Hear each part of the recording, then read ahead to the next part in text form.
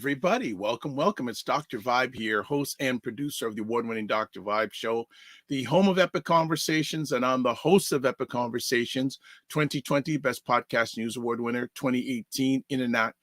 Oh, I forgot that. Hold on a second. 2020 Best Podcast News Award winner, 2018 Innovation Award winner. There we go. Had a brain cramp or whatever you want to call it, but given out with the Canadian Ethnic Media Association. I also co-host and co-produce the only online show in the world for dads and fathers that's sponsored by Dove Men Plus Care. And being part of that team, since 2020, our team has reached out directly and indirectly to over 300,000 fathers around the world. Also, I'm a feature contributor on the, and you know what? On the Indie Soup Media Creator Network. Yes, which is a creators network. It's just over a month old, and they already have about 6,000 YouTube subscribers. I have 4 shows on that platform, this being one of them, and I'm also a member of the advisory board. So as always, I like to say you're blessed, highly favored, a magnet for miracles, a solution for someone's problem. Oh, wow. Wow. Look at this FitNet's IQ cam. She's already on me. Brain fog, yes. She says, morning, folks. Yes. Brain fog, yes. I admit I have those things. Sometimes frequently, but that's okay. That's okay. We're all good. We're all good. So let's do a little bit of a check-in. Please subscribe to the Dr. Vibe Show on YouTube and hit the notification button so you get notified when epic conversations happen. Also, follow me on Facebook, LinkedIn, and Instagram. If you want to advertise your business, product, or service on the Morning Vibe or any of the platforms that I host, please feel free to email me, dr.vibe at the drvibeshow.com. And finally, join the Morning Vibe Discord group. Again, email me at dr.vibe at the drvibeshow.com to continue the conversations offline. Let me do this. Let me have some water. There we go. Absolutely, 100%. And also I mentioned that you can catch replays of many of my epic conversations on indiesoupmedia.tv. All right, so Ryan may or may not be joining us this morning because, as most of you know, if you're regulars on Friday mornings, especially during the school year, he likes to walk his kiddos to school. So hopefully he'll jump in. If not, no problem. It's a Freestyle Friday today, so I have some things I may want to chat about, but more importantly, if there's things that you want to chat about, put them in the comments section wherever you're watching this live, and let's chat about it. Some things. Buy Blacks National Restaurant Week coming up. It's a spring edition 2024, May 20th to 26th. Next week, we are going to be featuring about 6 or 7 restaurants that are going to be taking part in Buy Blacks Black Restaurant Week. And what I'm going to do is actually show you the homepage of Buy Blacks Black Restaurant Week. Let me see if I can bring it up. Yes, here we go. Here we go. BuyBlacks.com. Their National Restaurant Week, May 20th to 26th, 2024, spring edition, powered by the Afro Caribbean Business Network. So we're going to be featuring a pile of participants next week. So keep it locked. Monday, Friday next week. If you're into food or wanting to know about the restaurant business from an African Canadian perspective, please book it now. This is why you want to follow either myself or Ryan on the platforms we broadcast on, so you get notified. Actually, the Monday broadcast is actually already up, so you should have it already. So definitely, I always get excited in regards to that. And even last night, I was in a conversation with someone who's a volunteer coordinator of an African Canadian organization. Said, Dr. Vibe, we're looking to have a volunteer appreciation, a volunteer get together, looking for about 40, 45 people. Do you know any African or Black Canadian restaurants? So I'm going to reach out to Roger Dundas today, Roger and Camille, who power buyblacks.com. And that's especially Roger, because Roger's been, I believe, to over 300 African Canadian restaurants across this country. So I'm sure he'll be able to give me some answers. So we got that going on. So that's coming up next week. All right, we have some comments in the comment section, so let's see it on. JJ Mars, good Friday morning. Good Friday. How is weather in Colorado? Please, I need that weather report. Same here. You're not alone. I don't. You got to be more detailed, Finesse. I'm guessing you're saying once in a while you have those forgetful moments. I hope so. Good morning, Serena Wills from the DMV area, and happy Friday and happy Mother's Day weekend. Yes, we could talk about that. Mother's Day, those who celebrate, absolutely. Frequency event promotions. Good day, Dr. Vibe. Right back at you, Christopher. Right back at you. And Fitness IQ says, me love food. Yes. And Roger Dundas, good morning. There he is. I mentioned his name, and there he is in the chat. So everybody, what do you want to chat about? Actually, I said we have a Freestyle Friday. Yes, Mother's Day is coming up on Sunday. So actually, how many people celebrate Mother's Day? And then how many people are going to be celebrating with their mother or going to call on Mother's Day? And what does Mother's Day mean to you? So put the comments wherever you're watching this. I'd like to have them pulled up. Oh, let's see. Weather report from Colorado, cloudy and cool in Colorado. Thank you, JJ Mars. So, what memories do you have when it comes to Mother's Day? I've been chatting with one or two mothers this week, and it's been very enlightening, educational, and empowering, some of their stories in regards to motherhood. So what memories do you have of your mother? Do you celebrate Mother's Day? Are you going to contact your mother? Would love to hear if anyone would like to share. Actually, my mother and my dad are in Jamaica, actually. And here's crazy thing. For the longest period of time, because of health challenges, they couldn't go. They were humming back and forth. And about a week ago, saying, hey, we're going. I said, great, fantastic. So I took them to the airport this past Monday, and they're there. So it's actually my dad's birthday today, and it's my mother's birthday tomorrow.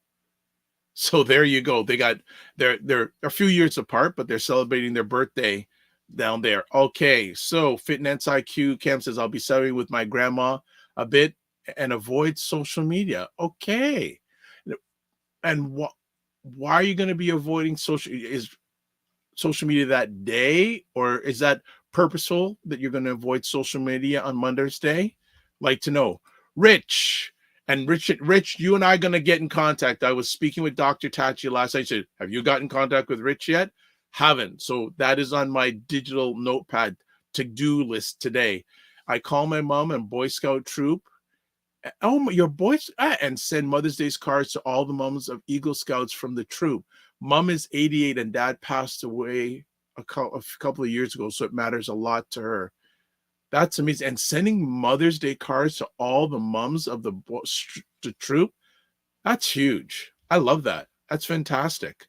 Serena Wills, also my love and prayers to those who have lost their mothers, grandmothers, or ladies in their life that they have lost. It's up and down for me. My mom and Nana have both. Yes, I know both your mom and Nana have transitioned 100%, but both powerful ladies in your life that you've shared with me and also on the platform a number of times.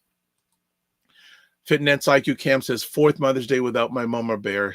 Ooh, that's hard. That's really hard. I'm getting a little bit emotional here. Fitness, happy birthday to your dad and mom. Thank you, Fitness IQ. I appreciate that. Roger says, 5 years since my mom passed. Always a sad day, Mother's Day. I won't get too much into it, but Roger and I have been very close for a number of years, and it was a very challenging. I know it's still a challenging time for him, but I'm glad that he shared and I leaned on me in those times. So I really appreciate your sharing about that. And yeah, Mama Bear, Fitness IQ Cam. Gia Rich says, we don't need a day to honor parents. Calling, seeing it, and spending time should just be done, provided you had a good relationship with you. Great point. Not a one-day thing, but as much as possible. Like, Father's Day is coming up, but with especially with my dad, if I don't call him uh, after 2 or 3 days, he'll call me up and say, "What, you disown me?" Actually, I'll give you a very interesting story about myself and my dad. There's many, but there was a few days that I hadn't called him recently, and he called me up and he said, "Good morning, sir." I go, "Okay." He says, "How are you, sir?" I go, "Yes." He says, "I can't refer to you as my son because you don't call me." Ouch! Ouch! Ouch! Like purposeful guilt trip. So he sort of put me back in order to stay in touch with him. So he goes, "Good morning, sir." So him being of Jamaican heritage, born and bred there, "Good morning, sir." I went, "Oh, okay." Okay. So it was quite the story. JJ Mars, 9 years since my mom passed. And I want to express for those whose mothers have passed or transitioned and grandmothers or ladies that are important in your life, it's not just a celebration of mother, but also grandmother or any ladies who have been caregivers in your life. Really, really huge. So condolences to you all. And you're saying Roger and Serena, also condolences to Serena. She said Nana would have been 100 years old on Monday. Wow. And 20th, my mom would have been 75. My friend gave me an idea to bake cakes in their honor and to celebrate their memories. Wow.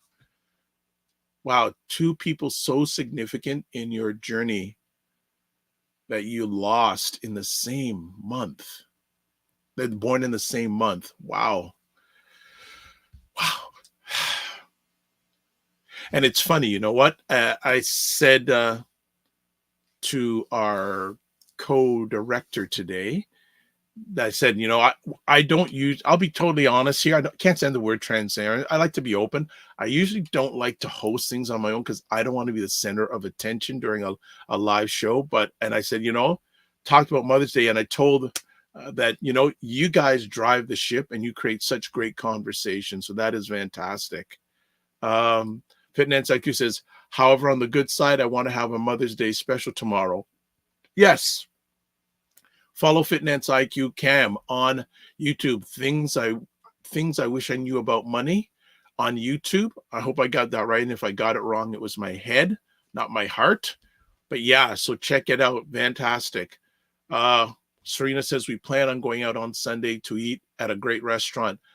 I also love to eat. Well, make sure, sir. Well, Serena, on Dr. Tachi's show on Wednesdays, which is back now, called a Mediascope, she has a digital food truck that she operates. She loves food. So Serena, ideally, it'd be great if you could ever get up here doing Buy Black's Restaurant Week. Oh, you'd be all over the food. OMG. So definitely during Buy Black's Restaurant Week, when it comes up, if I'm out with Roger, I'll certainly do a live Instagram live. And for some reason, when I do live Instagrams, people watch, especially when I eat food, eating food live. I don't get it. I don't know. Let's see. So Fitness, like, yes, on her show, she's going to be having a special about that. And she says, great ideas, Serena, in regards to going out to eat. And Serena says, I have lots of friends who are moms and we celebrate each other. And I know my son and loved one are taking me. Excuse me. And so they should. And so they should take you out. Absolutely. Yes, Fitness, things I wish I knew about money. Yes, I got it right, because if I didn't, I know I'd be getting your wrath in a phone call. Serena also says, I also have loving aunts and my grandmother. I celebrate them. They have been amazing in my life. So I would say then, Serena, you're blessed, highly favored, a magnet for miracles, and a solution for someone's problem. That is cool. 100%. That's fantastic. Fitness IQ can. Yep. Haha. Yeah, the Mother's Day thing. And again, just me. Is it me? Just me or other people? Didn't it come up fast? Like, to me, even this year has it's just gone like that. It's almost June, halfway through the year. Where has it gone? Where has it gone this year? But yeah, the Mother's Day. Yeah.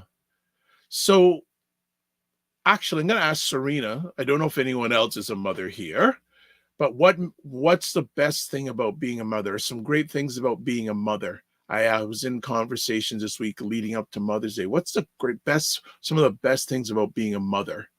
Would love to know that. And Nixie, any other subjects that people want to chat about today, please feel free to bring them to the platform. We're on the Mother's Day vibe. So if you want to continue that vibe, let's continue that vibe in regards to Mother's Day. So what I'm going to do, I'm going to take a quick little break, and then we come back. Let's continue the conversation. I have one or two other things that I'm looking to chat about today. But again, you're driving it. We do this co-creative. So if there's some subjects you want to bring to the platform, let's do it. So we'll be back in about 2 minutes on the Morning Vibe with Dr. Vibe and Ryan, who's probably walking the kiddos. All right. See you in a bit. And that's what I feel like. You feel like you're the Harriet Tubman of the mind. I am. I feel like I'm one of the Harriet Tubmans of intelligent Black people. Like, I want to liberate y'all from like being left behind and ignored and oblivion. No, really, the rappers get all the attention. Seriously, does anybody else feel this way? Like ignorant Black people, they'll be all up, getting all the headlines on the Shade Room. Overly sexualized Black folks. Like the twerkers and the just people that don't always represent the best of us. The diversity. Like people like Dr. Vibe. Like everybody should know about people like Dr. Vibe. Dr. Really Vibe he's trying to do good work for Black people. Dr. Vibe from Toronto. Good to see you, my brother. Dr. Vibe. Everybody follow Dr. Vibe. He has a great show. He's very good at what he does, and I have a lot of respect for him. The men who are also doing the same thing. I see Dr. Vibe in here. He's a great brother. Everybody should follow Dr. Vibe, by the way. He's a smart brother in Canada, and we need to follow smart people. So follow Dr. Vibe. If you see him in the chat, and Dr. Vibe, say your name in the chat so people can see you. I want you to click on his name, and I want you to go follow him, please, because I want these men and women that are doing the right things to get the support they deserve. Hey, Dr. Vibe, how you doing, brother? Again, like I always do, I got to say everybody should go follow Dr. Vibe. He's got a great show. Dr. Vibe, I know Dr. Vibe's got a kingdom because I see your channel. I see you pouring into that every day. Everybody should follow Dr. Vibe, by the way. Look him up, Dr. Vibe, Vibe. He's a great friend of me and my wife, and I love this guy. Okay, so let me hop into this. What's up, Dr. Vibe? How you doing? Everybody, if you see Dr. Vibe in the chat, everybody go follow the Dr. Vibe show. Dr. Vibe is a real smart brother and a good human being. I like the guy a lot, and he's very intelligent. And I think everyone should pay attention to what he's got going on. We got to shine the spotlight on the intelligent Black people out here that are really doing the good work. Don't just pay attention to the rappers and the celebrities. A lot of these people are losers. Your true winners are your people in your community that are really having your back. Helping us to have stronger families and a stronger community. So Dr. Vibe is in that category. So you might see the Dr. Vibe show in this chat. If you see him, please go follow him. Okay. All right. So anyway. All right. We are back on the Morning Vibe, Friday, May 10th, the Friday before Mother's Day. And you are with me, Dr. Vibe. So a few things coming up tomorrow night. If you're around, 7 p.m. Eastern Time, primetime Saturday with Aisha and Lala. And then on this Sunday, we have Black Canada Talking. And then on Monday, as I said, Buy Blacks National Restaurant Week. Again, going to put it up on the screen. So we'll be doing interviews next week, or conversations with some of the participating restaurants on Monday and Friday of next week. And then the following week, it hits. It comes down. Restaurants. So I'll also probably in the next moment or two, you know what I'm going to do right now? I'm actually going to put that in the comments section where everybody's watching. Wherever you're watching, you can go to the website and get more information. So you should be okay. You should be getting some stuff right now. All right. Serena says, watching my son grow up, it has been a beautiful journey watching him and seeing how he evolves. He's 12 and will be 13 in August. Also a godmother to 5 and watching my godchildren grow as well. That is beautiful. Amazing. That is good stuff. Great. All right. Let's see some other things that have been going down. All right.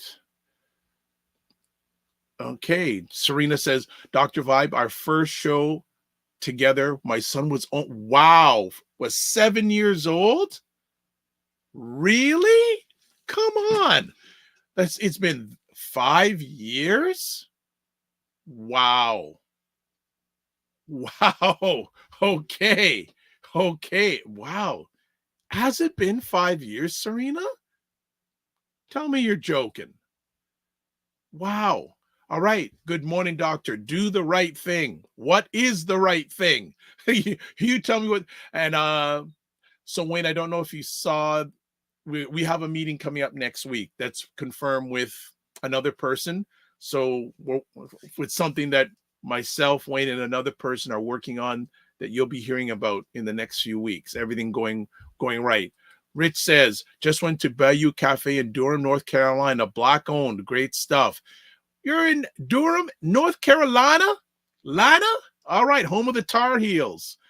Good morning, Dr. Tachi. All things Indie Soup Media. So we talked about you at the beginning of the show about your beautiful platform. Actually, I had a meeting with Dr. Tachi and someone last night. So Dr. Tachi is doing well. And again, check out Indie Soup Media, indiesoupmedia.tv. All right. Serena says actually 6 years because he'll be 13. Wow. And we haven't met yet? We got to change that. Good morning, Opal Inspired. Wishing all a happy Mother's Day. Happy Mother's Day to you, Opal Inspired. Make sure you follow her on her YouTube channel with all the creativity she's putting it out. And Serena Wills, man, you're going deep on dates here. It was late summer 2018, and we had a show with Tara. Yeah, wow. Wow. Well, I guess that happens. I've been around for a minute. I think an hour now. I've done over 5,000 of these things, so that's crazy. Wayne Harris says, copy that. Good stuff. And Fitness IQ Count goes, I know. I don't know what that means. You have this code, Fitness IQ Cam, KSEYLRWFQFV, and you had an FV this week. So I got to keep on doing that. That's cool. Wow. So we've got the Mother's Day vibe happen. We got a different. Oh, here he comes. The walking man. Look at the walking man with his baseball cap. What's going on? I'm good. I'm here. Christian's with me. Hey, Christian, how you doing? Good. We already dropped off Jazz. Yes. We're walking. Got to go pick up something. But good to see you, Dr. Vibe. How goes it? Right back at you. How are you and the family? Very good. Very good. Enjoying this weather. This week has just been, beautiful. Can't complain. Well, it's a little bit cooler today, but the first part of this week was yes. It was really good. And let me just jump some other things here. Serena says, good morning, Sora, Tachi, and Rich. Ray says, good morning, everyone. A blessed Mother's Day to all the mothers and those who played the role of the mother. Yep. Good morning, Ryan. I know 3 Ryans. Nice. Ryan Singh, Ryan Knight, and Ryan, who was an intern earlier on this year for us. That was good. And Serena goes, love the Friday walks, Ryan. Hey, good to see you, Serena. Fantastic. That is good. So also, actually, as we're chatting right now, I want to celebrate Ryan Singh because for those who watch the show, actually, Ryan and I ran into each other. We didn't even get a chance for you to talk about did we? Well, we touched on it. Yeah, a little bit. On Monday. Well, they actually got coverage in Variety News magazine yesterday. Whoa, this is ready to take off. Yeah, and I think he sent an email out that they got into another film festival. Yes, and also the film is actually showing at Eglinton Cinema now as of today. So they're in a Cineplex rotation. Whoa. Yes, they got Cineplex rotation. Okay, I'd love to ask him. So, if he buys it, like whole process of make a film is so foreign to me. All the things that can happen.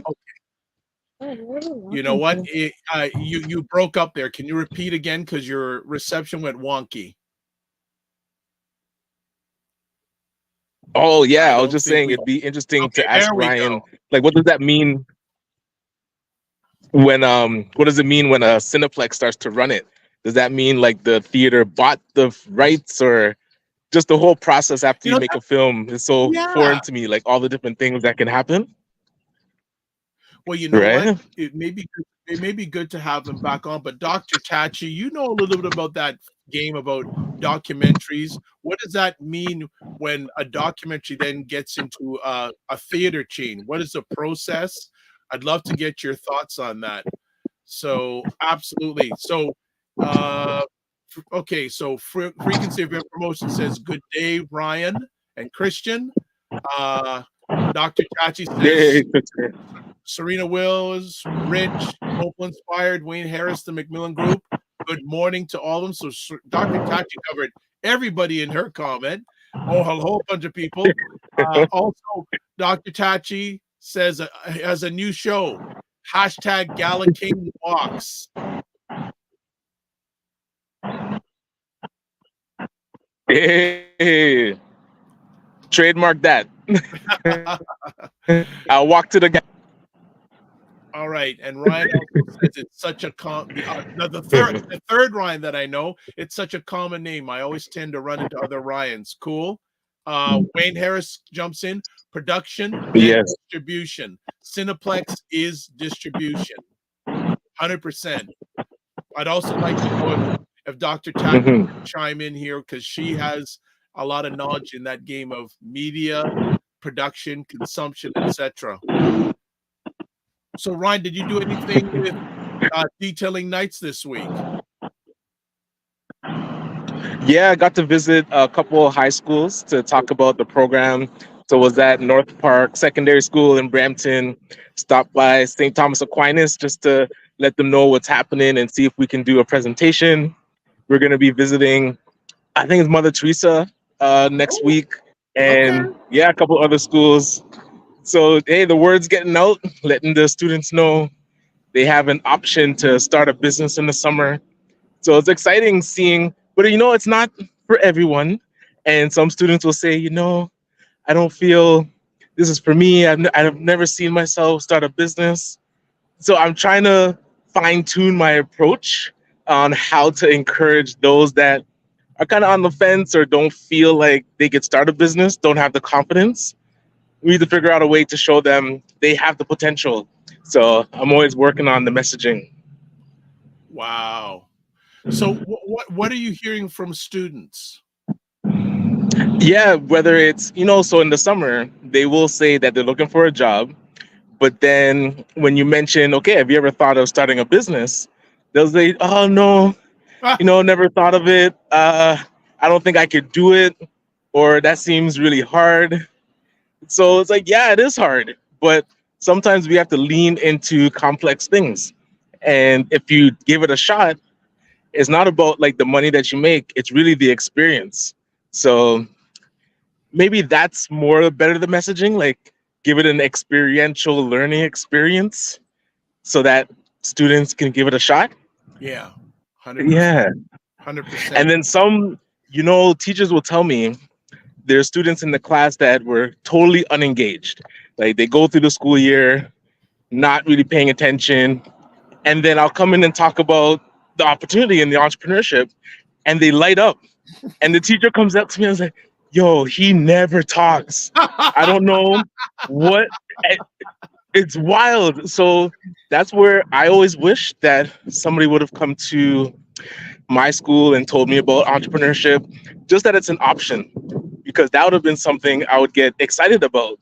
So if you're not academically like on that track, there's always another option. So it's great to get them to light up and be excited about something happening in the summer. We talked about some of the grants that are also available for summer students. Well, for students to operate a business in the summer. Right. Oh, hey, Deborah. Dr. Vibe, hold on. So I'm on the show right now, and I bump into Deborah Nurse, who's from Youth Village. Just talking about our youth entrepreneurship program. Perfect. Oh my gosh, I'm blocking up traffic. Okay. I'll catch up with you. That's so wild. All right. Well, see, when you're internationally known, these things happen, right? Right. So Yeah. So Youth Village, they're actually do mentoring for young entrepreneurs. So we got to partner with them with ACBN to do our project with the Black Entrepreneurship Program. okay. Which another interesting thing, the Black Entrepreneurship Program due to end on in December. So there is a advocacy campaign to, renew it. I saw the Black Entrepreneurship Knowledge Hub is trying to get that renewed at $1 billion instead of How the much? 1 billion. Because I think they gave about 400 million the first round. So they want to see that renewed. So they have the survey with a purpose out right now. $1 billion. Yes, yes. So Okay. those that have not done the Hold- survey, we need to hear your voice. Let's just hold on that for a minute. We've got a Yeah. conversation topic. So Dr. Chachi says it could be an agreement talking about the Ray of Hope. It could be agreement with one Cineplex. They also have sponsorship to buy out some nights. We've done that before with her Delta group. She also says there could be a number of factors. Fitness IQ says, but teach them all the aspects of business, saying sales, finances, marketing, etc. And then she says, especially taxes. Of course, she'd say that. Hey, we'll get you to come in and do a session on the bookkeeping and taxes. They can't afford her. She's too high up now. No, we cover it. We cover it. Detailing Nights covers it. Can you afford her? Right, true. I gotta get some in what's it, quotes. Yes, Yeah. I know, and I know she's going to be coming at me in the comments any moment now. Serena Will, yes, Serena Will says hashtag Gala King on the move. Right. And also Gala Walker. Well, wow, $1 billion. Yes. Wow, that's a huge ask. Absolutely. And so starting later this month, they're going to be doing community consultations across Canada. So I think in like each region, so the Atlantic, Central, Montreal, Quebec, mid, kind of Western, and then far West in Vancouver. So is this the Black Knowledge Hub that's based in Ottawa? Yeah, that Andrea Pierce came on and talked about. Okay, well, she's no longer with that organization, by the way. Right, yeah. Okay, so we'll just leave it at that. But they did release a survey. Right, so that's the survey talking about the renewal. Why don't they come on the Morning Vibe and talk about it? Good idea. Actually, that is a great idea. If they want to get it I'm out gonna there, send a note. yeah, they should make a move about that. But yeah, so it's well, I know. Well, this is going to be interesting. I'll just say, and it won't go too deep. In light of the current environment, and I'll just leave it at that. It'll be very interesting to see what the masses, the African Canadian masses, how much support they'll give to that idea. Well, and that's the interesting thing too, is as you kind of promote the survey, you get feedback from, hey, those that are very supportive and those that are not so supportive because of their experience dealing with some of the organizations in the Black Entrepreneurship Program. Yes. So these are things, and when they say that, I let them, it's like, yo, the government has to hear all sides. They can't only hear that it was great, they have to hear how it can improve. Otherwise, it's just going to be renewed in the same way, and then people are going to be frustrated again. So we have to tell, especially the Knowledge Hub, what's going wrong, so that I'm hoping the Knowledge Hub will be that bridge to the organizations so that they can give them the information on how they can improve. We don't want it to go direct to the government because some people are trying to email the Prime Minister and the Minister of Small Business. It's like we don't have to go there yet. Like let's talk amongst ourselves first. But things like that we need to talk about. We can't just let it go. I'm very interested on what emails the PMO, the Prime Minister's office, is getting. I'm very, very curious to know what sort of communication they're receiving on that. Right. Okay, well, so Ryan, let me ask you: do you feel? I'm putting you on the spot here. Do you feel that the ask for $1 billion is justified? Yes, but it has to be a coordinated ask. It can't just be a billion for the sake of saying a billion. We have to show what was the money spent on, how was that impactful to the Black community, and then why more money is needed and what it be used on. Because hey, we have to be honest. A lot of if there's bad apples that are causing people to get anxious about giving money, we have to show how the money is going to be stewarded well, and that way we advocate and they don't feel anxious about giving us more than before, because at best they were probably going to give less if they were going to renew it at all, and that was kind of, we shot ourselves in the foot. So we have to really, if we're asking for that much, put together a strong campaign and survey and report that shows the effects and what $1 billion could then do for the Canadian economy. I think this is a very interesting conversation, because I'm sure everyone has, especially from African Canadian perspective, their comments on how the entrepreneurship fund has resulted. Like, you get it a lot. I get it almost every day. Like, I got someone Yes. who gave an earful yesterday about some things. Oh wow, yes. Oh yeah. Oh yeah. Oh yeah. Then let me. What? Okay, so say the program is renewed. What things would you like to see adjusted?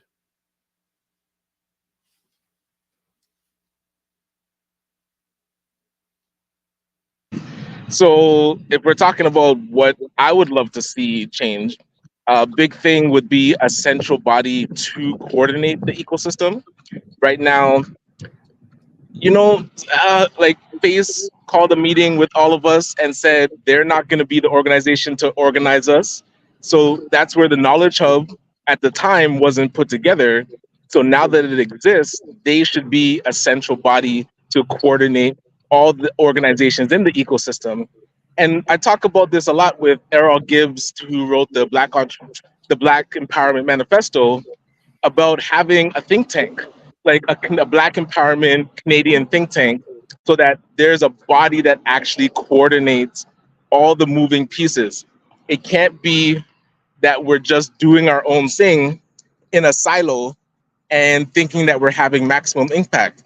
If we don't do it as a coordinated effort, and he always talks about it as a Pentagon for the Black community. So the Pentagon in the US, if you don't know the Pentagon, is what coordinates all military activity. So the Navy, the Army, the Air Force, like all the different factions report to the Pentagon, or the Pentagon then sends out strategy. We don't have something like that in the Black community, where all of our data and all of our intel goes to a central body. They're able to dissect that data and then, send out strategy to each person. And this is across all themes of the Black community, whether it's health, education, justice. ACBN's more in the economic empowerment theme.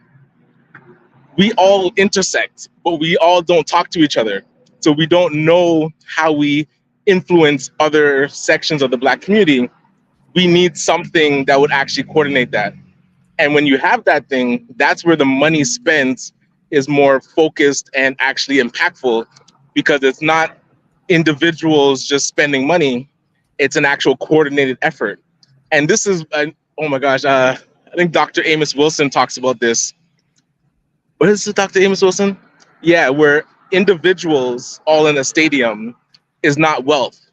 It's like the coordination of all of us working together is actual wealth. So just because we have money, if we're not working together, we're not actually building wealth in the community. We have to intersect and create those collaboration. Okay, good points. I think you know what I always say, my three things: trauma, repetition, symbolism. Well, and that's where we have to get past the symbolism. The government is very good at symbolic gestures. And by all means, they have put money where their mouth is. So they have put a dollar figure into the Black community. But when you put it in and it's more symbolic than impactful, and that's where it comes on us. We have to make sure that the money spent is impactful. And if we can't do that, the government is going to say, well, we did our part. We gave you the money. You have to now show us what you did with it. So we have to be very strategic in how we spent that money and how the programs that we did and how we supported entrepreneurs. Otherwise, if they don't need to do any symbolic gestures, we're not going to get the money again. So, yeah.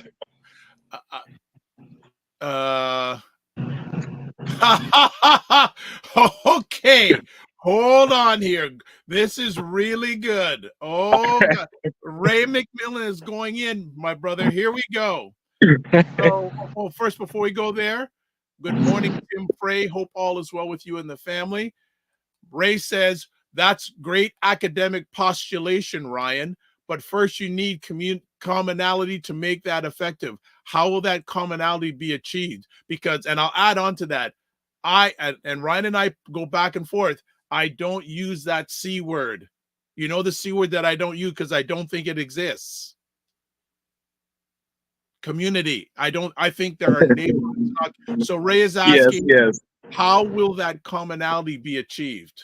And Ray is 100% right in that the commonality doesn't really exist yet, especially to the level that is needed. So, for example, and somebody showed this to me, like that word community that you don't like is because it's communications and unity, like those two words put together. And we don't have a proper definition of unity, and we don't have proper communications amongst each other. So if we don't have proper communications and we're not united, there's no way we're going to have community. So before all of this money flowed out and all of this programming got put together, there should have been a specific initiative to create that commonality. Because if we did, that way we would know exactly what everybody's working on, where there's duplication, where there's redundancies and organizations that don't need to exist, or they could be merged into other organizations that already do what they do.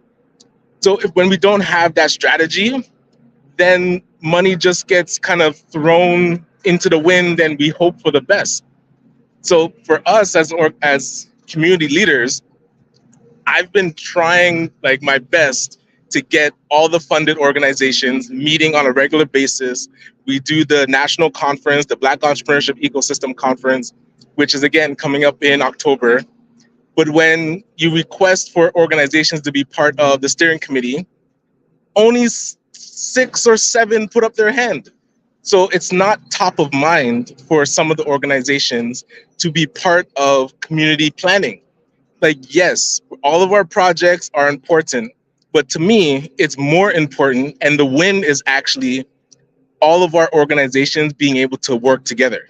If we don't figure out how to create that, exactly like Ray said, that commonality, that we're working as one cohesive unit with one specific overarching message and mission, we're and Errol Gibbs says, we're sailboats in the ocean. Everybody is operating on their own with no macro level strategy. And that to me is a waste. So we have to do better. And if we can't come together on our own, nobody is going to do it for us. The government called the funding the ecosystem fund. So if a person emails me and says, you know, I'm too busy to come to a meeting, they missed the entire point of the funding. The funding is to create an ecosystem, a Black entrepreneurship ecosystem. So your individual program is not more important than the overarching ecosystem. And so if you're not willing to collaborate, that's going to go in the report. Like, this is what people don't understand, is the organizations that are in charge of reporting on how the actual funding was spent. It's only facts. Like, we can't make up that you attended meetings. We can't make up that you came to the conference or that you were part of strategy sessions for the ecosystem. If you weren't there, that's going to go in the report. So don't be surprised if you don't get funded again. And there's other organizations that have already gotten additional funding because they've been part of the strategic planning. So I don't know what else to tell participants of this ecosystem so that they get it. But when their money runs out, they will definitely get it. And then don't blame Ryan Knight. I was just on a walk with my child, heading to a gala, the hashtag Gala King Walk, and just speaking my mind. I have no Good. control. I have no control over your funding. So don't blame me. Well, you know what? It's interesting, and I've shared this story a few times. I know when the ecosystem fund first got launched, and Ryan said, I'd love to get some of these participants on the show. So Yep. Ryan gave me a list of all the participants that I didn't know. List and contact details, emails, phone numbers. Right now, I sent emails out to at least 20 of the participants. How many responses did I get? I vividly remember 4. So you can let me know if you got more than 4. No, I did not. And what was really crazy is doing my research, because I like to do some research. I went to some of these fund recipients' websites. There's no contact information on their website. And that is unacceptable. Like stuff like that, it's public facing. So if a person looks at the list of everybody that got money and sees they got million, 2 million, maybe even 3 million, some got 5 million, and you can't get a hold of them on their website, like they don't even respond. Even if they do have an email, they don't respond.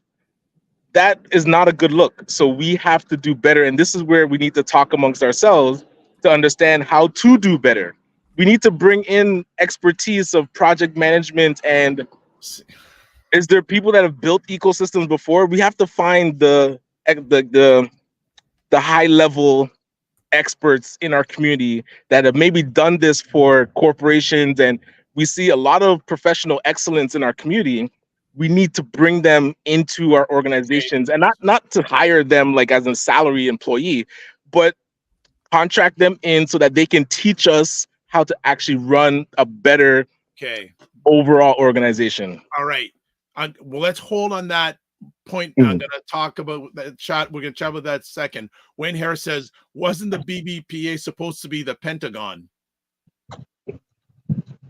There's some things I could say about the BBPA that is not, they should have realized that the government wanted them to do better than they were doing.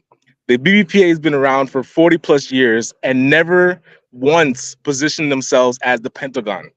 And why might that be? It might be because they don't know how. So we have to get them the expertise so that they can actually position themselves in the best role that would have been good for them to play. Instead, they chose to do programs.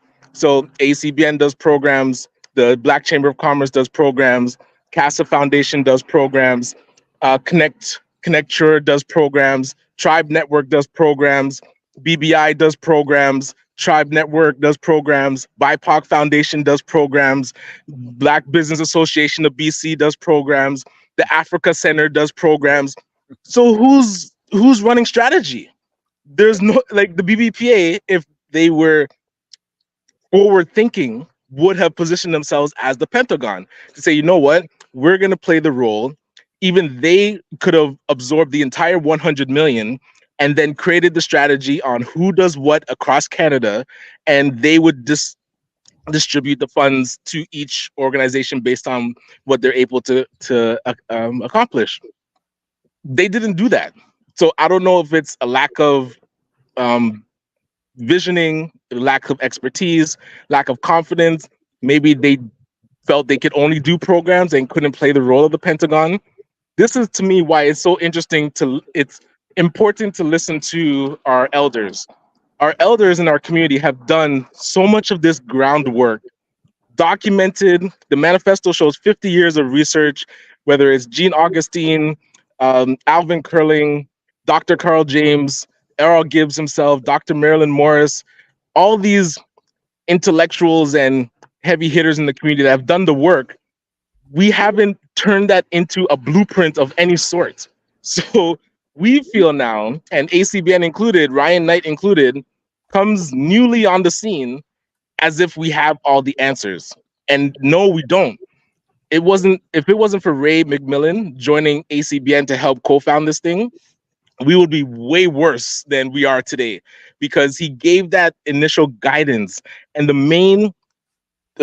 Ray, you can correct me if I'm wrong, but he harped on collaboration and the way that you can start your organization, start your business, working with others that complement your business and are more experienced than you. And he tells a story all the time of his accountant that allowed him to work together. Like, he's in mortgages, that person's an accountant. There's no competition there. It's only collaboration, and you can amplify each other's work. So these are things that as Black organizations we are missing. And I try my best to collaborate as best I can, to talk to other organizations so that they understand we want to work together. But the trauma's there, and we don't fully trust each other, and we have to build that trust. So like I said, ACBN's only 6 years old. We aren't in position to play a Pentagon role. BBPA was. There might be others like Tropicana on a high level, or who else could there be? Like, who else could play that role? Maybe it has to be a new BBI has been around for a long while, but right. So a number of questions. So this is wonderful because we're getting organic conversation. Frequency event promoter says, Ryan, perhaps with the magnificent 7 is all you need to showcase that we can all work together. Also, true. Ray says, one of the challenges may be that those with the ability through mainstream experience, quote, abandon the community, unquote, for whatever reason, and the leadership is perhaps those who are average. I want to build on that, and Ray's reading my alleged mind. I have had conversations with so many people that I know that would add positive value in this, but they've been involved and they said this is a mess, and they've done. There's so many qualified people that are willing to help, but because of experiences, like, you know what I'm hearing more of? People like that who said, I'm done with the Black community work. That's rough. They're saying they're done with it because they've had such a bad experience with it. I just bring it back on. So what do you have to say about, those with the experience and the community for what have abandoned, say, you know what? We're not doing it. We just can't do with that stuff anymore. This is on top of what they're trying to do, work for and get money for a living, saying, I'm not going to put my energy in something that's dysfunctional, for lack of a better term. And this is why I'm forever grateful to Ray, because if Ray didn't come to that first breakfast that he had no plans of attending, he saw a random LinkedIn message from a random guy, Ryan, saying, hey, we have this idea for how we can support Black entrepreneurs. And he shows up, and by his grace, there was no breakfast. So I always try to apologize because the restaurant we went to, Black owned, does not serve breakfast. And it's Lord have mercy. So he still stays. He hears us out. There's 6 of us there. And he didn't abandon a young Ryan and his other entrepreneurs that were there, and he's been in it. He'll tell you about, I think he was at First Fridays from the beginning. He's been in trying to support the community all the way, like decades. Yet he still took time to come to this new meeting to hear an idea and leaned in. He actually gave that support. The structure, our head office is still within Ray's office, because without that, we would not be where we are today. And this is ACBN, supporting over 6,000 entrepreneurs, getting millions of dollars in grants and, contracts, hundreds of thousands in contracts, because he helped us build that foundation. So when I say we need to listen to our elders and have them mentor us, we have to really humble ourselves. There's so many conversations I have with Ray where I say nothing. I say nothing.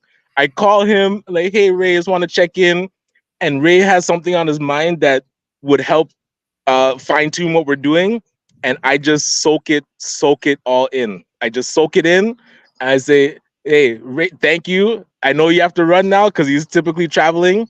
And I go execute. I was like, yo, you don't know the gems I just got. So I go to the team. It's like, yo, we gotta really fine tune what we're doing so that we're on the right track.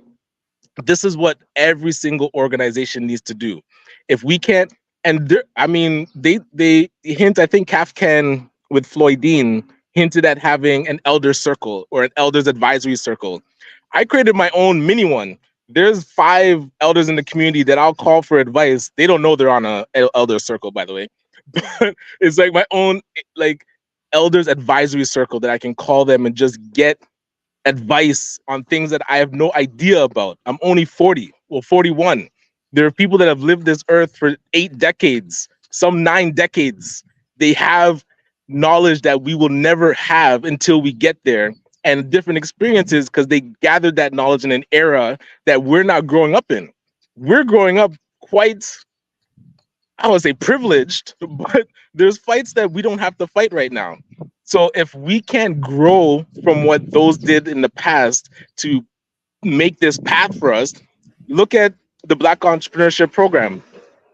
That is close to $400 million.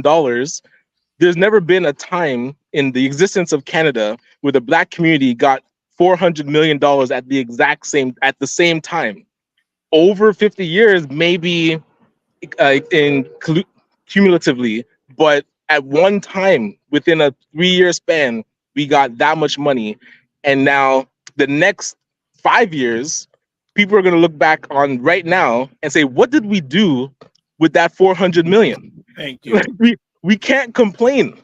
We can only show results. There's no time for complaining anymore.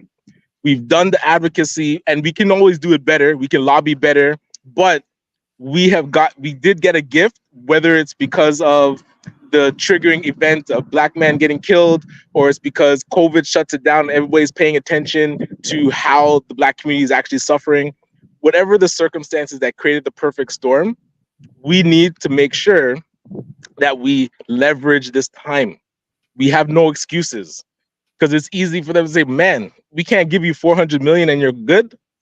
By all means, it maybe should have been in the billions, but we can't complain that we did get funding that we need to leverage. And we should have been able to turn this into sustainable funding for ourselves. But here's the catch. A lot of times they give us money and it puts us in a box. So you can't do certain things that would actually create infrastructure for the community. We couldn't use it to start a credit union. So Face got 30 million plus 180 access to a BDC. That 30 million, if they were able to take 15 of it, they could have started a credit union immediately, because PACU, the Pan-African Credit Union, is already in process. They could have put money towards that and we'd have a credit union right now. Long-term positive financial impact. But they're actually out their mouth. They said we are not allowed to do that. The government itself said in our contract, it says you cannot use the money, any of our 40 organizations that got up to 100 million in total. 2 things we can't do. 1, we can't buy land or buildings. So you're not allowed. It's in the contract and I will show it to you. You cannot use the grant funds to buy land or buildings. So you cannot use it to actually create infrastructure. Own your infrastructure. Own it. Okay. You're allowed to rent. So you're allowed to lease. So it's not about you're not allowed to spend the money on a place to work out of. But just stop. Just stop. Yeah. So when you lease, you're probably giving your money to someone who is not from the African community. So that's absolutely going out of that community. And like 1A, 1B, we actually don't have a bank to park that money. So where does the money even go right off the bat? The money gets transferred to us into a bank account that the Black community does not own. So we have to think money actually doesn't even sit with the Black community. So who's leveraging the money that's sitting in the bank account? The bank. Not the Black community. So that's where it would have been important if we could have created our own financial institution, because then the money would actually be able to sit there. They could leverage it, and you could actually loan against. Imagine if ACBN put $1 million into Paku just because it's parked there, they could lend now 10x, so $10 million to the Black community. That's almost exactly what Face is doing with 30 million. So we could have done that with $1 million. We could have leveraged it 10 times. They gave 100 million. So now that $1 billion that we're talking about, and you're getting me like, because this is stuff that I meditate about. It's like, what long-term infrastructure plays could we do that would have been better than what we did? So just that move alone, $100 million parked in our own credit union would have had an impact immediately of $1 billion. So we didn't need to go ask the government for $1 billion. We could have created it ourselves, but they put in our contract that we couldn't do it. So this is where like that systemic racism, we start to unravel it. So the second thing that's in our contract that we can't do is we actually can't spend money amongst each other. So we're not able to circulate the dollars or combine it in a way to make specific purchases. Then these are two things. So one, you can't buy land or buildings, and two, we cannot spend the money amongst each other. So this is where it kind of feeds into, it feeds into the siloism, like us working independently, because a person might see that and be like, well, if I'm not allowed to spend money with the other organizations, then I really can't do anything with them. So I'm just gonna do my thing, do my reports, and not rock the boat, So it's on both sides. It's internal, but it's also external factors that keep us not collaborating sometimes. Christian, this side. Wow. So family, Ryan has just gone in deep dive into this, the whole ecosystem for African Canadian ecosystem partners. So it's really interesting. A lot of comments here. So I'm going to catch up a little bit because Ryan gave a State of the Union there. So let's, so first there's a comment here. Fitness IQ Can goes, yeah, Ryan, swindled him. No breakfast. Who's that? She's saying that with Ray. With Ray. Hey, said, I was expecting there to be breakfast. That's why I thank him for staying. Yes, she says, bless Ray. She says, and also Serena Will says, wow, all those stipulations. Right. IPTV. Okay. Frequency Event Promotion says, Ryan, if you listen to yourself carefully, the answers are right under our noses. He says, Network Collaborative Achieve. Well, okay. And Hayden says, hey, Ryan, what is this? This is what neocolonialism looks like. Absolutely. We're right in the thick of it. Okay. And then now here's some questions. So let's get to some questions. I'll let that one. Okay. Ray says, thanks, Ryan. Yes, but in order to collaborate and give others, you first have to be able to take care of yourself. If you're struggling, it is difficult to lift anyone through collaborations. True, but this is where before the 400 million, that rings more true. After the 400 million, just the 40 organizations that got close to $1 million each, for 3 years, we were good. Like, we can't complain. We have operating capital. So now that we're good for 3 years, how many of us took time to then do the collaboration? Because before the 100 million, all of us were struggling and organizations are still struggling. Not everybody got funded. So now we're looking at a sample size of 40 organizations that did get funded. What did they do different that we can look back and say, hey, they were good for 3 years. They collaborated and created X infrastructure, and now they can move forward. The argument that they had to take care of themselves, that doesn't ring anymore because they had $1 million. Some of them had 3 million, some of them had 5 million. So they can't use that argument to say, oh, I'm still bootstrapping, trying to figure out how to eat, so I don't have time to go to meetings. It's like, no, I saw how much money you got. I saw that you're good. So now you should have staff. Now you should have somebody to go to meetings. Like, we can't use that excuse anymore. Do you have a little part of you that is frustrated? I thought after 2 years there'd be full cooperation amongst all 40 organizations. I don't see it, and that frustrates me because I get those emails. It's like, yo, I'm too busy. I'm working on my whatever project. I don't have time to come to meetings. One meeting a month is like, Wow. and people wanted it to be at all. It's like, if we're serious about this, we should actually be meeting weekly. Like, the fact that it's monthly, sure, we can do monthly, but you can't find that one day a month to say, you know what, the rest of the team, family. Okay. Oh, did it cut out? No, you're back.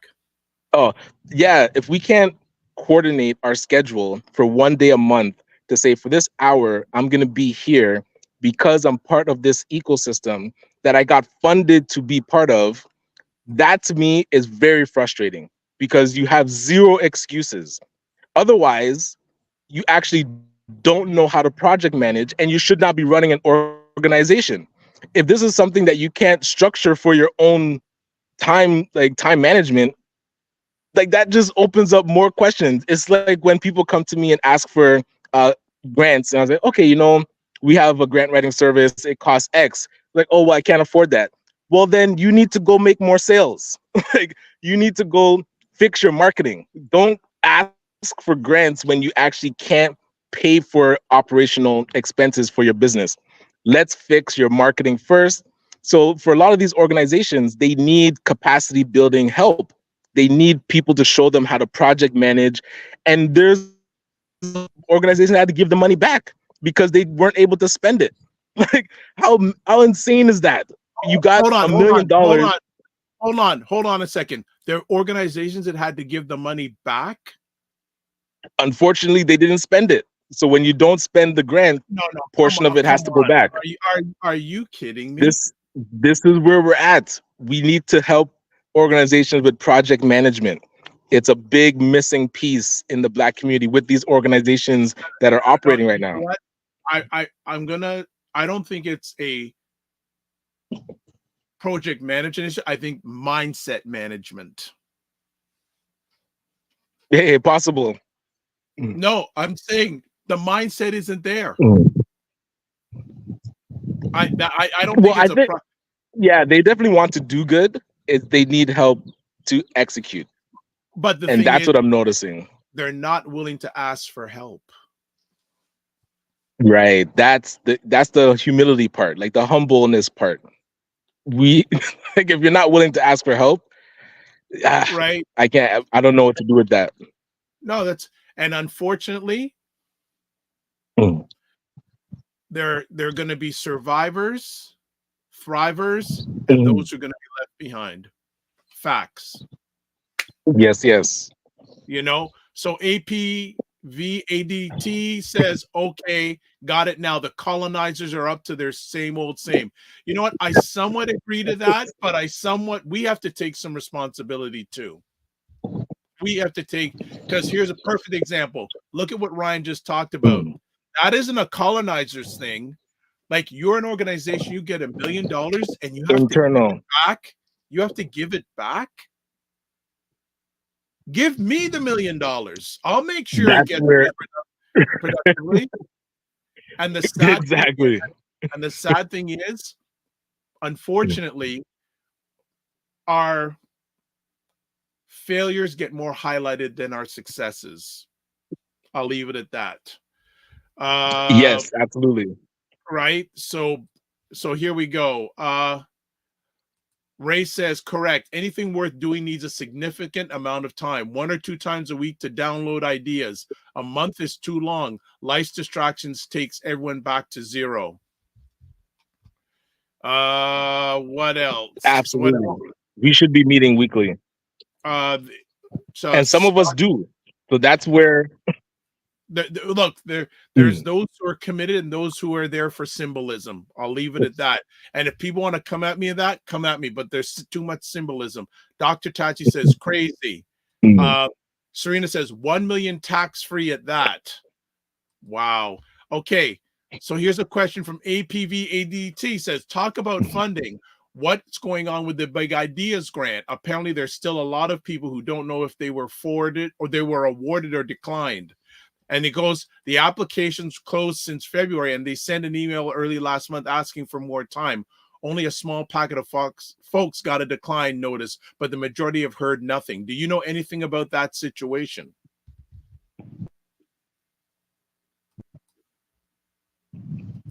Yeah, let me know if I'm coming in choppy. But Yeah, with the Big Ideas grant, on April 24th, they did send out the mass emails that told people that they were declined. So before April 24th, I think you would have known if you're approved. So if you haven't heard anything, most likely you were declined. But still, you can send an email to them to make sure. And the volume of people that had to be told that they were declined is part of the issue too. They were 100% oversubscribed. They had about $10 million to give out. They got $200 million in requests. So that equaled like about 2,000 applications. So imagine that if only 100 projects got funded, that's 1,900 emails that need to be sent out at the same time, telling people the bad news. So check your inbox or check your spam. April 24th, I believe that's when it came out around 10 o'clock. And again, with FFBC, we know that you're overwhelmed, but now they're the organization that can open doors to other funding. Because they're a foundation, their report talked about the little amount of funding that comes from foundations and philanthropy to the Black community. Only 7 cents of every $100 actually goes to Black organizations. So now they're in position to see what the needs are. They got 2,000 applications. They'd be able to see all the different themes that people are working on, connect that to focus on those themes and make that introduction. So it shouldn't be a declined email saying like, hey, here's a list of funds or grants that you can go after. There's already a spreadsheet. Like I created that spreadsheet. So it looks lazy.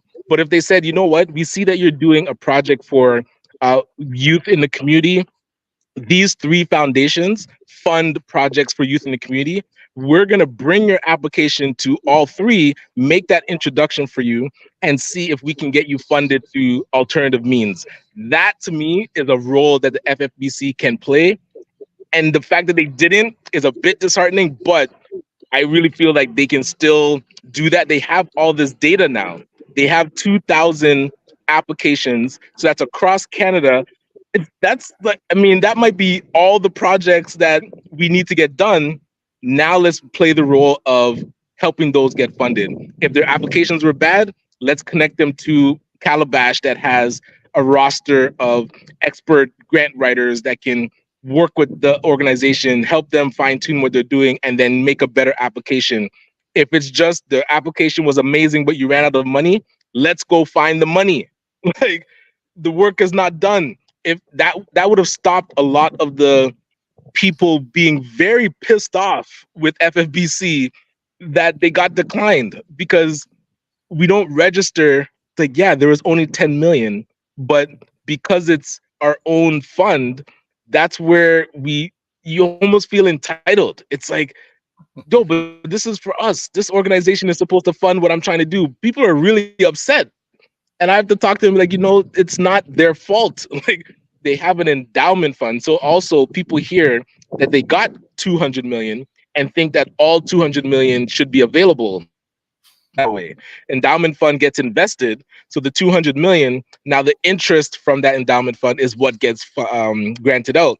So the first round is $10 million from that 200 million endowment. that they're able to, well, 9 million that they're able to grant out. So people connect the two. They're like, they got 200 million. The email says they got 200 million in requests. What's the problem? It's like, so they need to do a better campaign on Communicate. exactly what they do. They have to communicate what they do better. Yes, it shouldn't be a question. Everybody should innately understand what they do, and if they don't, and they're talking to somebody else that does understand, they can point them to the videos. Like, no, I know you're upset, but watch this video that they did that explains what they do, so that we can all understand together, and that way we don't get pissed off at our own organizations when they like when they do what they said they're gonna do, like exactly what they said. They granted the $9 million. That's all they said that they were going to do at the beginning. So we can't get mad that they didn't grant more than that. So, yeah. Well, see, Ryan has just shared one of the reasons why I, as much as possible, I say stay out of the grants thing. I stay right out of it because, and I feel bad for people who didn't get it, but they only had so much money. Why you? So hopefully, right. You know, like I think also, and the Fed, I don't know a lot about the Federation too much, but they, as you said, it sounds like they need a better job to educate people. Yeah, and if they play the long game where they educate people and say, we are going to be with you for the long, and this is what they've said in some of their presentations and when they're on panels, is that they're not going to have all the money, but what they'll do is see a good application and advocate for that person to other funding bodies. Just do what you said you're going to do. Like, if you sent out an email and it had that in it, no, people would not be upset because they would see the foundation is ready to work with them to help them get the money that they need. I got 3 calls that said, man, because I didn't get this money, I'm just going to close up.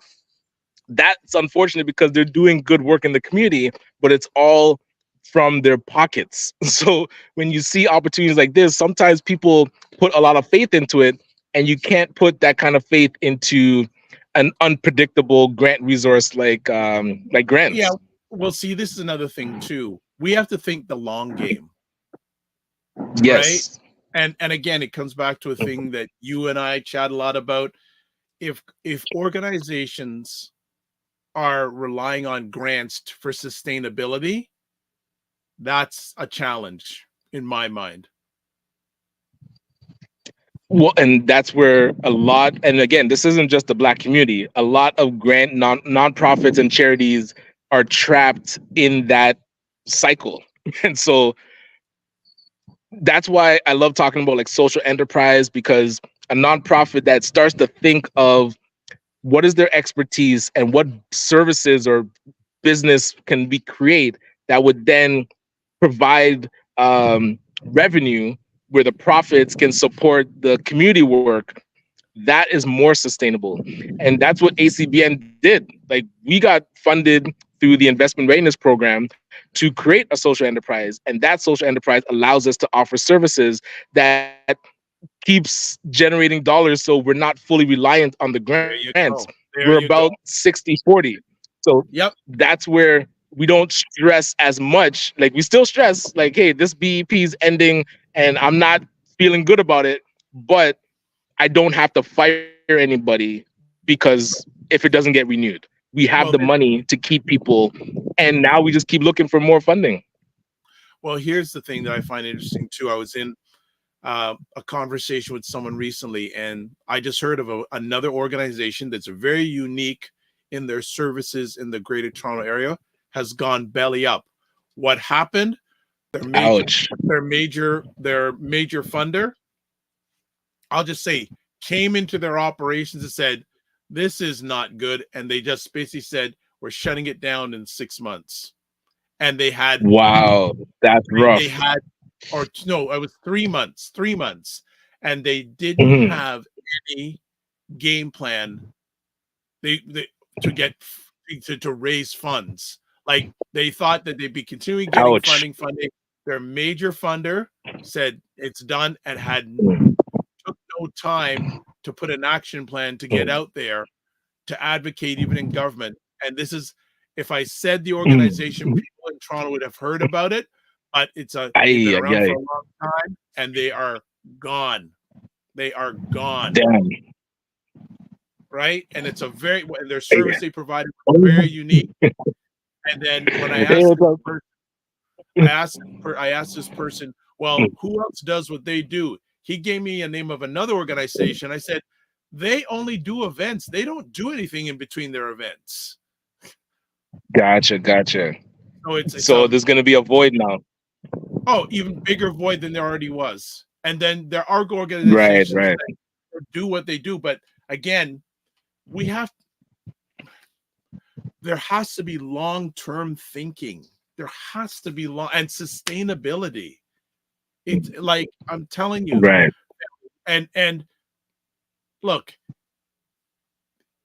if you're relying, I'll just say this is just me. If you're relying on the government to run your business, you should be running your business. Yeah, that's problems. Right? Because government is not in the business of running your company. Yes. They're not in the business of running your company. They're in the business of getting elected and staying in power. So there's some questions for you here. Here's a question. Curious, if the organizations don't receive repeat funding, what does that mean for entrepreneurs and the entrepreneur ecosystem? Ryan? Well, some of the work that they were doing would cease. So that's where, if there's redundancies, the Black entrepreneurs would not feel anything, because organizations like ACBN, we would still be operating. So for example, if they do, let's say, business consultations and an accelerator to help, because we do an investment readiness accelerator.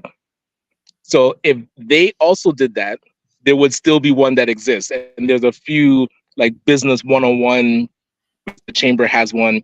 So if they do something like really unique, like let's say the Black Healthcare Professionals Network, if they didn't get repeat funding, I'm hoping that they've put together a strategy to be sustainable long-term, because the fact that they're very focused on healthcare professionals, that would cause a void in the support for healthcare professionals.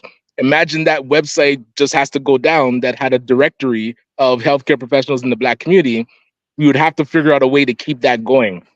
So depending on the work that they do, if it's something very unique that is needed and they don't get repeat funding, they might close, and that would cause a void in it. It's interesting. You mentioned about the federation. We can talk offline about this, but they have some. How many people applied? About 2,000. They have and they have data on all of them, don't they? I mean, not just data, contact information, exact specifics on the programs that they either run or want to run. That is gold mine. Like they have all the information about the majority. So I don't know their plans to use it, but it's very valuable data they have.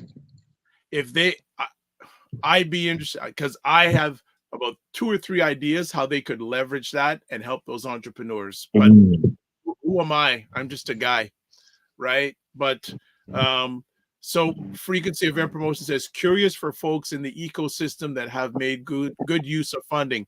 Will these projects or initiatives be refunded, or is the funding one and done? So how it's currently structured, it's one and done. So it ends December 2024.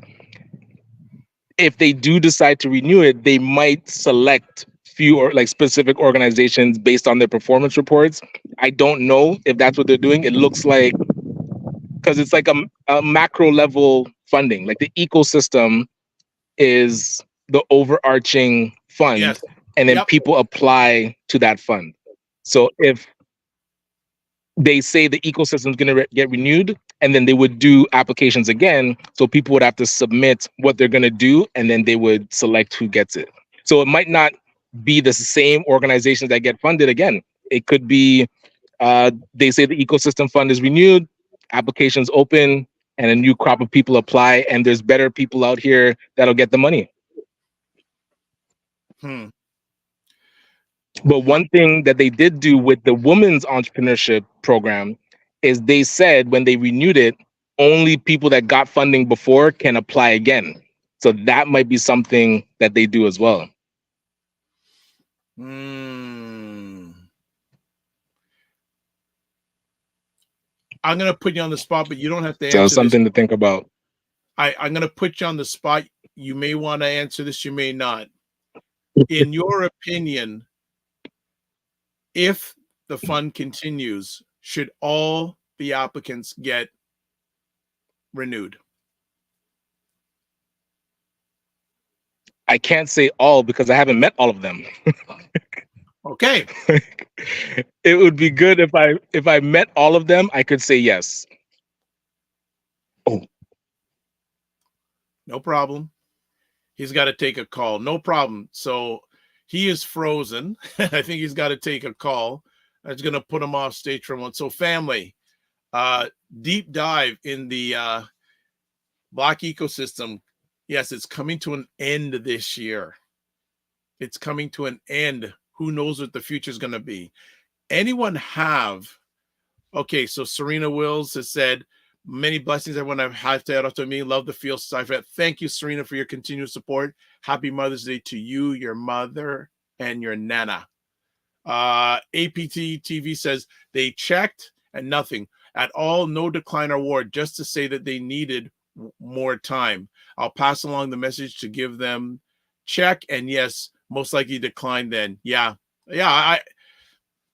It's a whole other conversation, but there are other avenues of getting funding in your company than grants. Hey, Shirley, what is up? Hope you are fine and safe. You're a little late, but you can certainly catch the replay. All right, I think we're going to shut it down. But as I said, it was a Freestyle Friday, and we started with Mother's Day, and and then we got Ryan came out and we talked about the current state of the Black Ecosystem Fund that is supposed to help Black entrepreneurs in Canada. It's running out. Time is running out at the end of this year. Who knows what's going to happen at the end of this year? I think there was a question here too. We didn't get to Ryan, but I think we covered it. Oh, Ryan is back. Look, oh wow, he's back. Is it better if it's sideways?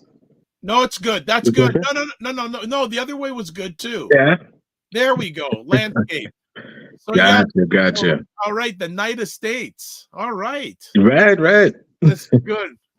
But yeah, anything else you want to add in regards to, because I think we need to, and actually I've put a request out to one or two members of the Black Liberal Caucus to come on. We'll see if and when they come on, but I think this is a need to conversation actually from their level also to talk about it, because I know in the current environment there's a lot of mixed opinions, and we won't get into it, but I'm hearing more and more entrepreneurs breathing fire about how this Black ecosystem has ran. Well, and this is why we need to hear their voices, and why I encourage the Black Entrepreneurship Knowledge Hub to do these community consultations, because there were community consultations done before it rolled out, but a lot of the people at those meetings were nonprofits, not the business owners. So we actually need to talk to the business owners about what they want to see with these types of funding rolling out. So I believe, I'm not going to include your organization on this. I'm just going to put it out there. I feel there was one of the many missed opportunities. There should have been regular engagement with the people that were supposed to be helped, because to ask people at the end, either at the beginning or the end, people are going to say, oh, well, you just want me now because you want more money. You didn't ask my opinion of things while the things were in process. And to hear that that's going on at the level you're doing with our ecosystem. Oh, I bet you're hearing from people now you never heard from before on the ecosystem partners. Half and half. They Yeah, but they're busy apparently. well, so and then but I bet you in 2 months you're going to start hearing from them all. Yeah, trust me, like Q3, like the end of the year, it's gonna be quite. Especially if there's no announcement in the fall budget, it's gonna be rough. I'm curious to see who's structured to survive them losing their funding at the end of December, and we will definitely hear from them. Well, there's a question here from frequency of promotions. Ryan, one more question. What 3 words come to your mind from this entire journey from the ecosystem duration so far? Well, it's in 2 pieces. So the first 3 words is amazing opportunity. ACBN is grateful. And I know that's more than 3 words. But the other 3 words is missed opportunity. We could have done better. Or maybe that's the 3. We could have done better. No. Don't worry, Dr. Tachi can help you on these things and communicate. Because those organizations that are engaged in the monthly meetings, we go to each other's events, they support putting together the conference. I've learned so much about these organizations that we meet on a regular basis, weekly, and for the fuller partners monthly. It's amazing seeing what some of these these organizations have done to support Black businesses. And when I go to their events and I get to talk to the entrepreneurs that they support, you see the impact. So there's amazing work being done. It's just unfortunate that say half, I hear nothing from them. So I don't know exactly. I only can follow them on Instagram and see their posts, but you don't know exactly how they're doing because they don't come to meetings, and then we don't know how the entrepreneurs that they're serving are doing because you never meet any of them. So that's where it's difficult to say it's all good. It's not. Even if it's 50-50, there's 50% of me. We have been recipients of this money, and ACBN has been stable for 3 years with a team that I love. I love the staff that we work with: Charmaine, Ruben, Chris Beth, Nicola, even Sophia, and our board. We have a stellar board now. Lorraine Tellerfer came on this show. We've had Sean Thompson before. He's on our board now. Our board, and shout out to our co-founders like Keisha and Ray and Darren and Derek and Chris Beth, and Jody Ann. So ACBN is really blessed. And I would never complain about the position that we're in. It's just, I know we can do better, but I understand, you have to take time to understand the work that you've done is good. And I do. But imagine, I'm thinking long-term, imagine all 40 organizations were meeting on a weekly basis to strategize and to say, what can we do to leverage what we've gotten to do better, to support other themes of the Black community. We've tried to have those meetings. We tried to have those meetings with the think tank conversations. So I know what's possible. And because getting guidance from our elders, they show us the way, yet it can't be one person that takes the path. It has to be us collectively that takes the path. Look at what Aita Sadu is doing with Blackhurst. Every single Black entrepreneurship ecosystem partner should go there and offer our support, whatever it is. I don't know what it is, but all 40 of us, in fact, that would have been, because the size, I don't know, I've seen this specific capacity, but doing a conference there to then, 1, get everybody across Canada into the place, and 2, offering our support. These are missed opportunities. We did that with Isaac's location, the Dream Suites, being able to bring on the organization leaders there for the first conference so that we can see what's happening with places that we own. We have to lean into places that we own. JCA is a building that we own as a community. How can we leverage that? Blackhurst, the place that we own, Dream Suites, we own it. We have to lean into those things. And for people who don't know about Blackhurst and you don't know about Aita Sadu, just Google Aita Sadu. But basically, what they've been doing, they have been an institution, and that's in a good way. A staple. A staple in the African Canadian community in Bathurst and Bloor in Toronto for many years. They first had a bookstore, then they had a cultural center. Now they have a place they're offering affordable housing to people in the community. Interesting enough, they did it without any collaboration with any of the ecosystem partners that I know of. So so I'm just saying, I'm not saying it can be done. Actually, I'll probably put up, there is a affordable housing conference happening in the Greater Toronto area in the next few weeks. Yeah, the weekend of May the 24th. Yes. 24th, 25th, 26th. Yes. So if anyone who's interested in the whole area of affordable housing in the Greater Toronto area, let me say you need to check out that conversation. Yes. Actually, going back to frequency of event promotions, if you want my 3 words: trauma, repetition, symbolism. That's what it showed. That's what it showed me. Yes. So you also asked, where could one go to find out who's all part of the ecosystem? I've just put that in the comments section on most. There's a link there, but I'm actually going to go one better. I'm going to show you, family, all the people that received money. So we're going to do that right now. We're in bonus time right now. All right. So for the link is there in the chat, but this is the front, and these are all the companies that received money. All of them. Because this is public information. All the different organizations that received money.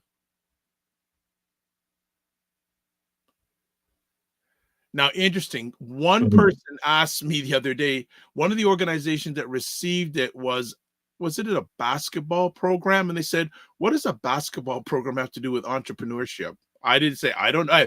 But this is where, because the entity that they use to apply is fine, but the leader of that organization, Abina, is a stellar leader in our community. And she's the one that created the Black Healthcare Professionals Network.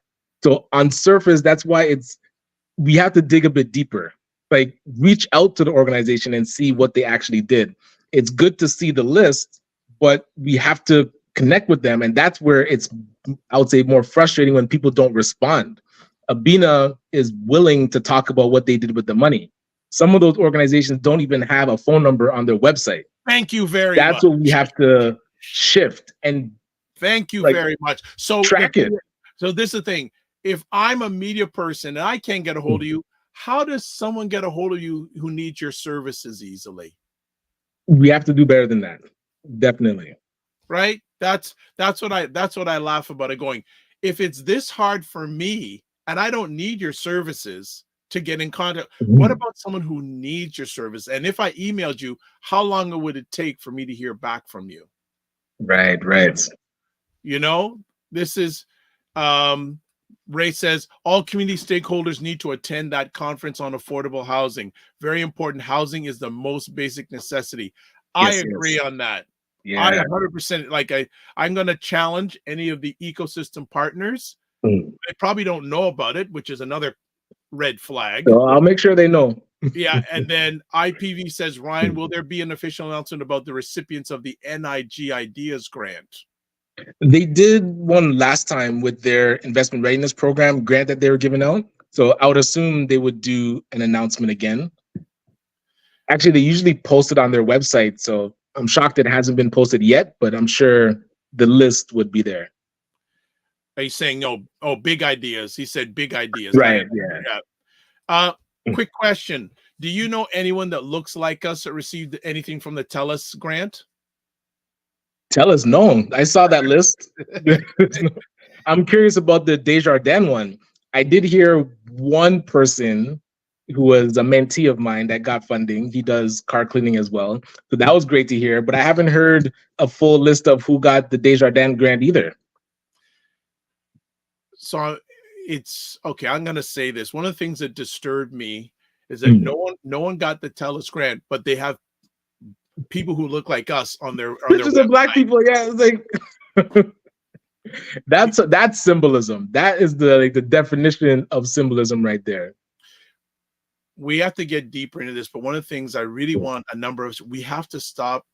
Many of us got to stop thinking that we're a commodity. Right. Right. The perfect example. There is. Okay, so look at this. IP says, where in the world do you find these lists? Lost. Reach out to Ryan. He'll direct you. Yes. He'll direct me. But no, we got to stop thinking ourselves as a comedy. And I'm going to be honest here. Some of this is hard work. Absolutely. And you know what? It's not easy. So you got to realize if you're going to this entrepreneur thing, I'm in the battle. I think Ryan's in the battle. Yep. It's hard work. Really and truly. Absolutely. It's hard work. I'm sorry. Yes. Oh, grants are available. You've got to apply. Grants are available. You got to write the grant. Grants are available. Just because you write it doesn't mean you're going to get it. It's right. Exactly. And if you don't get it, do you have a plan B? Yes. And if you get the grant, is that going to provide sustainability for a year, 2 years, 3 years, 4 years, 5 years? Look at this is interesting. For the affordable housing event, is there any website information? Remind me on Monday, Chris, or send me a message offline. But I'll definitely. Who brought it to my attention? Someone brought it to my attention, and then I said, I know people were trying to start projects involved in sale, and I sent that out. So I will remind me or message me, Chris, and I'll give you that information. There is a price to go, but to me, that's an investment, not an expense. Yeah, this will be a good one because affordable housing is the hot topic right now across Canada. 100%. We need to be on top of what the strategy is. IPV ADT, grant writing is a soul-sucking process and rejection cuts deep sometimes. Hey, I know, well, I don't know if it's still good. It's actually going to see what is the business like in grant writing now compared to a few years ago, because I think the demand may wane for grant writing because there's less grants out there. Yeah, and I mean, if you're going to spend your energy somewhere, a marketing strategy and marketing execution would be a better use of your time and energy than sitting and spending a day writing a grant. And that's why we encourage people just outsource that so that a person does the research and writes for you. And any grants that come in is icing on the cake. But the cake is the operations of your business.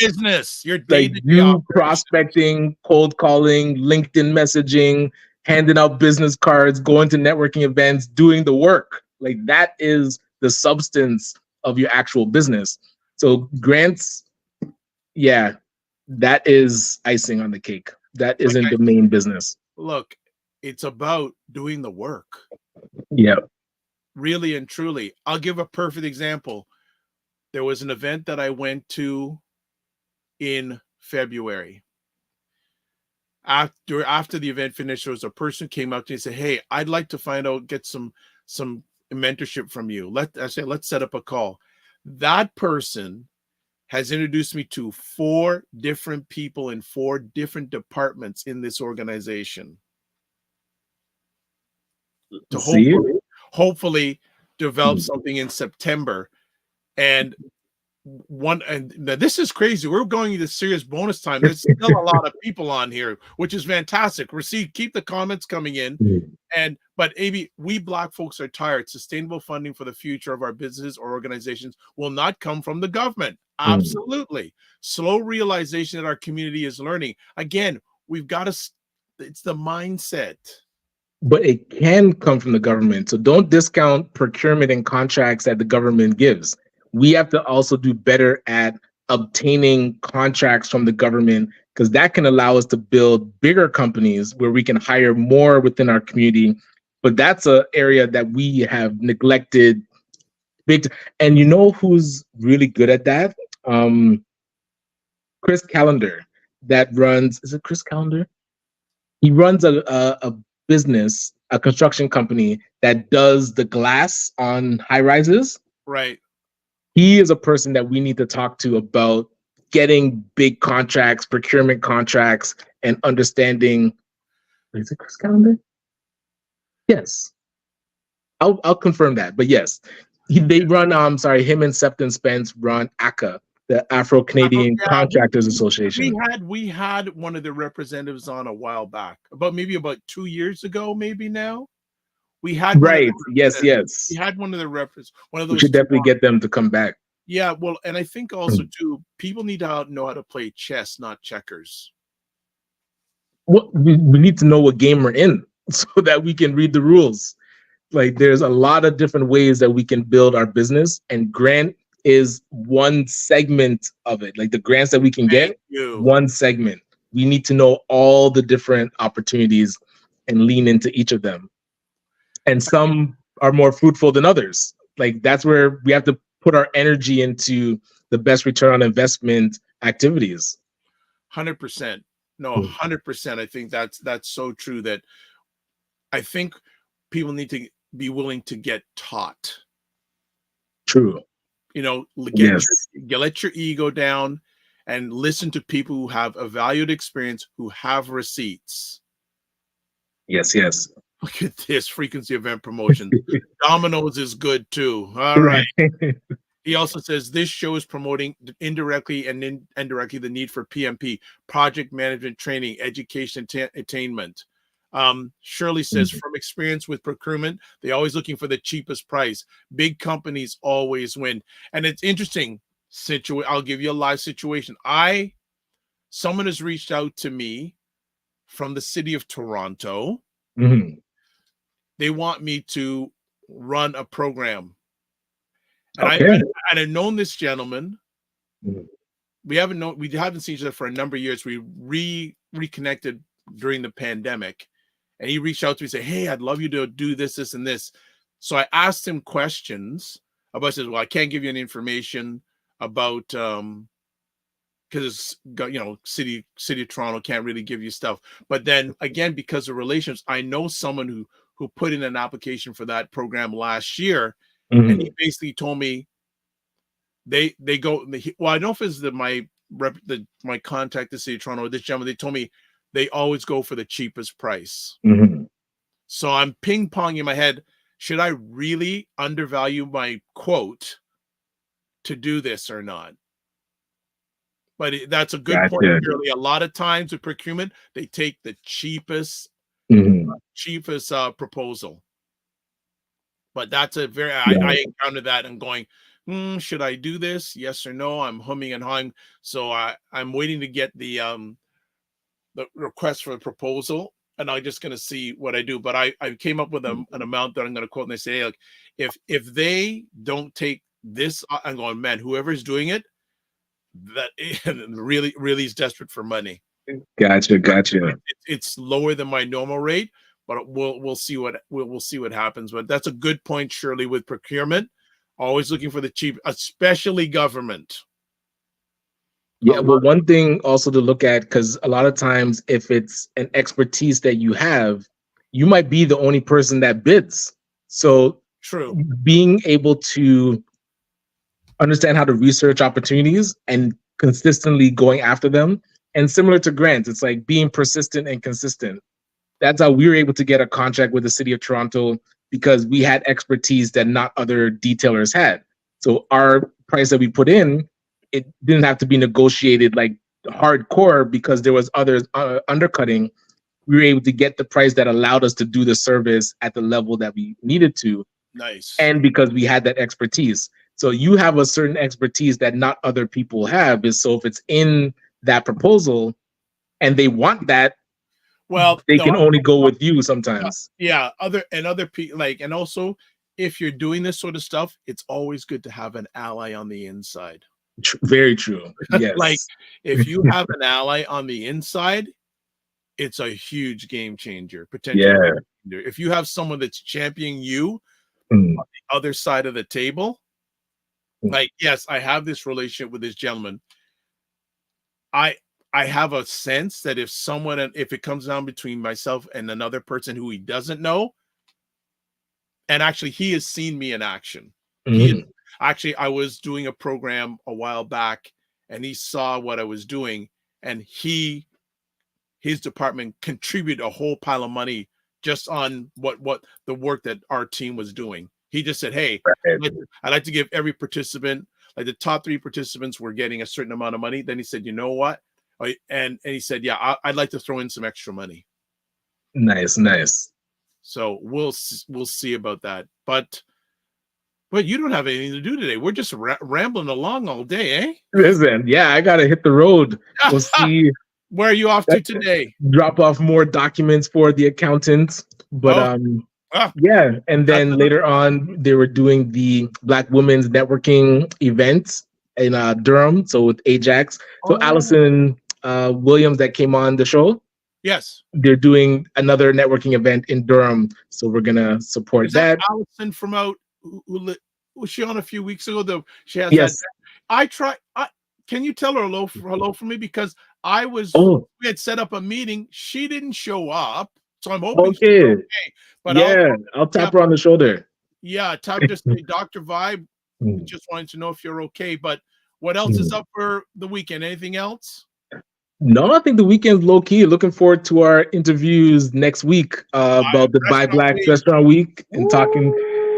So yeah, that'll be good talking about food. One last thing, a whole bunch of people are on here. So let me ask, do you want us to do a live show on May 20th, which is Victoria Day? Gotcha. Because I'll tell you what, because we have Buy Blacks next week, Monday and Friday, and usually that Monday each month is Carolyn from Energy Shack Juice Bar. She's kindly pushed back, and I said, and I got to talk to you about this. I said, well, let's do the 20th. I didn't realize the 20th is a national holiday in Canada. Gotcha. We already have someone booked for the 27th, who I think we may have to push because I don't want to push Carolyn around too much. So, so tell us. We'll talk about it next week. Do you want us to broadcast live on Victoria Day? I know it's not a holiday in the U.S. We do have some U.S. people, but a lot of a family here in Canada. Do you want to get a break from us live on Victoria Day? So that's it. Okay. Wow. This is epic. Like, so many people still watching. Thank you, family, for supporting. Yeah, good to see you. Yeah, good to see you also. So let's close it down. So, as always, if you want to get a hold of the guy who's causing rumble all around the place, this is yes, with him. All the deets, website, LinkedIn, Instagram, email. This is where you can get a hold of me, all the different places. You can watch replays of this conversation. YouTube, the Dr. Vibe. I took it down. Hold on here. I took everything down. You can watch replays of this Morning Vibe at the Dr. Vibe Show, YouTube and Facebook. Also, Afro Caribbean Business Network, Facebook and YouTube, and Ryan Oneil Knight, YouTube, LinkedIn. And I think we've got that again. Buy Blacks Restaurant Week, May 20th to 26th, but conversations next week. Indie Soup TV, you can watch replays of this conversation. That's nice. Indie Soup Media. And what else? Subscribe to the Dr. Vibe Show on YouTube. Hit the notification button and like on Facebook, LinkedIn, and Instagram. If you want to advertise your business, product, or service on the platform, please email me dr.vibe at the drvibe.show.com, and then join the Discord group by emailing me. So that's it, family. And finally, most importantly, happy Mother's Day. Yes. This Sunday. And one other thing, too. This is actually National Nursing Week. We didn't even get a chance to talk about that. Oh, wow. Okay. Yes. You know what? That's what we should have talked. Well, we got another, but nurses and Mother's Day would have been a great, but you know what? Want to make sure we got it in. So that's it. Live your life as a dream. If you can dream it, sometimes you have to get smaller to get stronger. Block assumptions and aim bigger, aim better, aim higher and wider. Love, faith, and respect. And don't just manage your time, manage your energy. And remember to give yourself grace. Thanks for hanging out with us, family. We rambled a lot today. You put up with us. So we will see you Monday on the Morning Vibe. If also Saturday, primetime Saturday, 7 p.m. and Sunday, Black Canada Talking. God bless. Peace be well. Keep the faith and walk good.